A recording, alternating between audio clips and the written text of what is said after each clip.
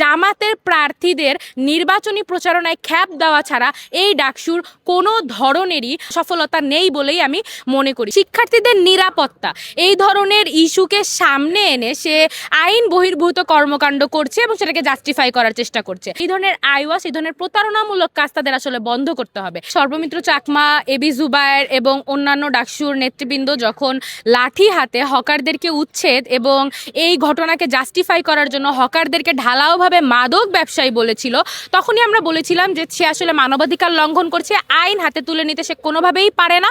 শিক্ষার্থীদের নিরাপত্তা এই ধরনের ইস্যুকে সামনে এনে সে আইন বহির্ভূত কর্মকাণ্ড করছে এবং সেটাকে জাস্টিফাই করার চেষ্টা করছে। কিন্তু তখন বিশ্ববিদ্যালয় প্রশাসনের টনক নড়েনি, তখন তাদেরকে জবাবদিহিতার আওতায় আনা হয়নি।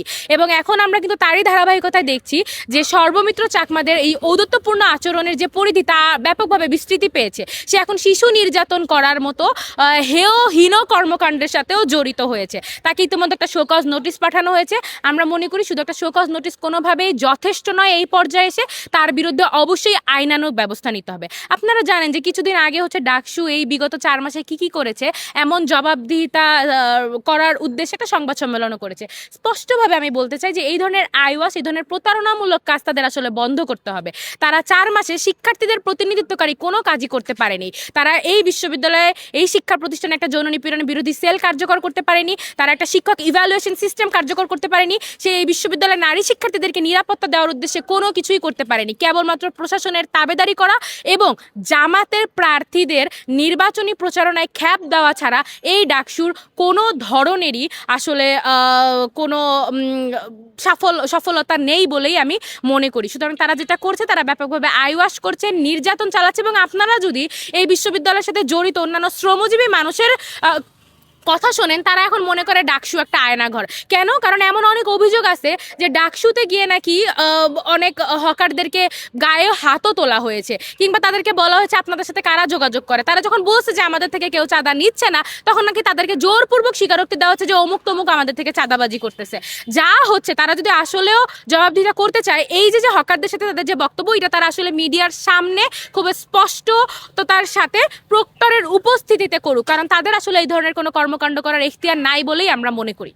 চাকমার কার্যক্রমগুলোকে আমি প্রথমেও বলেছি যে এটা ব্যাপকভাবে আসলে বিশ্ববিদ্যালয়কে, ঢাকা বিশ্ববিদ্যালয়কে সমাজের অন্যান্য স্তরের মানুষজনের থেকে বিচ্ছিন্ন করা, একটা বিচ্ছিন্ন দ্বীপ তৈরি করার একটা পায়তারা। এবং সে যে ধরনের ম্যাজিস্ট্রেসি পাওয়ার এক্সারসাইজ করতেছে, এটা তার কোনো এখতিয়ার নাই। সে মানবাধিকার লঙ্ঘন করতেছে, সে আইন নিজের হাতে তুলে নিয়ে, যেটা মানে প্রচলিত একটা কথা যে একটা ফাটাকেষ্টগিরি করতেছে। সুতরাং এই ধরনের কর্মকাণ্ড করার মাধ্যমে বিশ্ববিদ্যালয়ের শিক্ষার্থীদেরকে, ঢাকা বিশ্ববিদ্যালয়ের শিক্ষার্থীদেরকেই সে ব্যাপকভাবে অনিরাপদ করে তুলতেছে। যেমন ধরেন, এই বিশ্ববিদ্যালয় শিক্ষার্থী যখন এই বিশ্ববিদ্যালয় ক্যাম্পাসের পরিসরের বাইরে অন্য কোথাও যাবে, সে যখন বুয়েটে যাবে, সে যখন জাহাঙ্গীরনগরে যাবে, তখন তার প্রতিও কিন্তু এক ধরনের আক্রমণাত্মক আচরণ আসতে পারে প্রতিহিংসার জায়গা থেকে।